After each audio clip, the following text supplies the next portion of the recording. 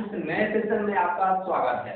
आज हम बात करने जा रहे हैं घनाभ के बारे में। ठीक है, हमने इससे पहले एक वीडियो बनाया है जो कि पूरा घन पे डिपेंड है। ठीक है, घन में कितने भुजा होते हैं, कितने शीर्ष होते हैं, कितने किनारे होते हैं, ये सब के बारे में हमने बताया है। उसके साथ साथ घन का जो फॉर्मूले होते हैं उसके बारे में भी मैंने डिस्कस किया है। ठीक है, जो आज हम लोग बात करेंगे घनाभ के बारे में। चलिए हम फिगर से लेकर समझाते हैं आपको, है ना, घनाभ का फिगर किस तरह के क्या होता है। ठीक है, आइए सबसे पहले क्या करेंगे, हम इस तरह से एक आयत बना लेंगे। उसके बाद यहाँ से एक और आयत बना लेंगे, है ना, और इसे आपस में मिला देंगे। यहाँ से इसे मिला देंगे, यहाँ से इसे मिला देंगे और यहाँ से इसे मिला देंगे। ठीक है, ये जो आपका बन गया है ना, क्या बन गया है, घनाभ बन गया है। ठीक है बच्चों, घनाभ। इसमें क्या है, ये आपका L है ना, ये आपका B है और ये जो आपका है क्या है, H है। ध्यान दीजिएगा, घन हो या घनाभ, ठीक है, आपका 3 विमाएं होते हैं। घन में देखा गया है कि तीनों विमाएं जो होते हैं सेम होते हैं। ठीक है, और घनाभ में हम बात करते हैं तीनों विमाएं क्या होते हैं, अलग अलग होते हैं। मतलब एक लंबाई भी अलग, बी ब्रेथ यानी चौड़ाई भी अलग और एक ऊंचाई भी अलग, है ना।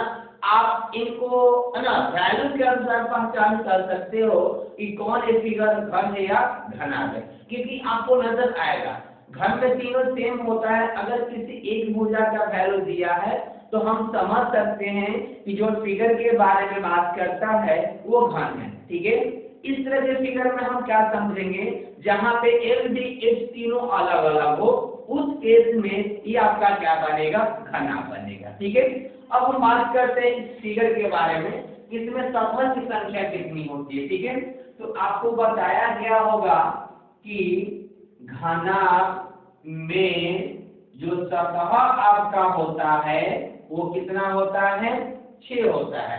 सेम घन में भी आपका क्या सतह हुआ करता था, 6 ही हुआ करता था, और घनाभ में भी आपका क्या होगा, 6 होगा। ठीक है, अब बात करते हैं हम किनारे के बारे में। लिखेंगे घनाभ में किनारों की संख्या कितना होगा, तो किनारा की संख्या कहा जाए तो टोटल यहाँ पे 12 होने वाला है। ठीक है, 4 ऊपर किनारा, 4 नीचे और 4 एक कॉर्नर जो आपका है वो किनारा ही है।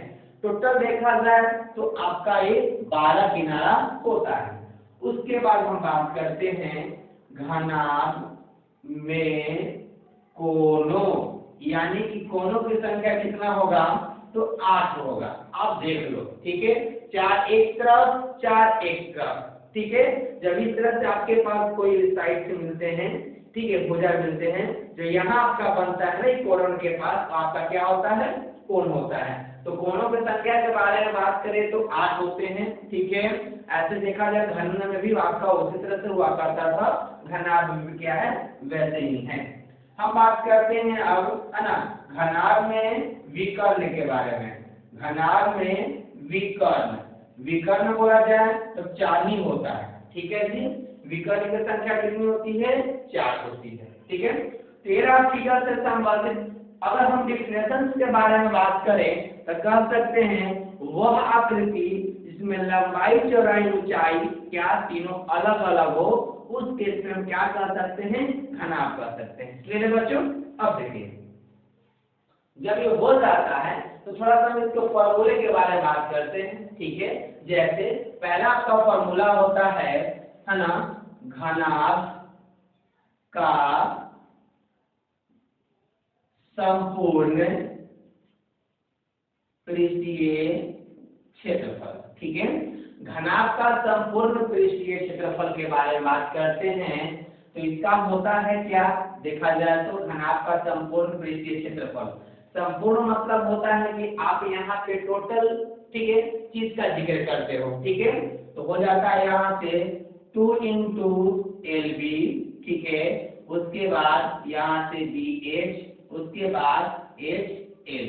ठीक है, 2 × LB, यहाँ से BH और HB, ये आपका फॉर्मूला हुआ घनाभ का संपूर्ण पृष्ठीय क्षेत्रफल का। ठीक है, क्योंकि यहाँ पे ऐसा होता है, ये फिगर जो बनता है ना, जो एक सतह आपका होता है वो आयत आकार की होती है, और आयत का क्षेत्रफल के बारे में बात करते हो तो लंबाई गुना चौड़ाई होता है, ठीक है।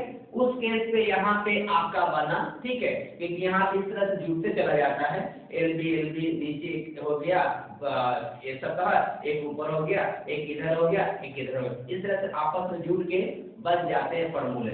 जैसे हमने घन के बारे में बताया था कि एक सतह जो होता है वो स्क्वायर आकार का होता है, ठीक है, यानी वर्ग आकार का होता है। उस केस में हम एक अगर सतह का क्षेत्रफल निकाले तो भुजा स्क्वायर, ठीक है। उस तरह से हम लोग के पास टोटल 6 सतह था, तो सब में मिला गया तो हो गया आपका 6 स्क्वायर। उसी केस में ये बात करते हैं तो आपका 2 × LB + BH × HL या LH बोल सकते हो, आगे पीछे कोई दिक्कत है नहीं, तो ये फॉर्मूला बना आपका, ठीक है।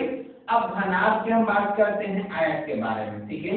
घनाभ का आयत, आयतन, घनाभ का आयतन, घनाभ का आयतन होता है L × B × H, यानी कि लंबाई गुने चौड़ाई गुने ऊंचाई, ठीक है। ये घनाभ का आयतन का फॉर्मूला हो गया। उसके बाद हम बात करते हैं घनाभ का वक्र या पार्श्व पृष्ठीय क्षेत्रफल, ठीक है। वक्र बोलो या पार्श्व पृष्ठीय क्षेत्रफल बोलो, बात सेम है।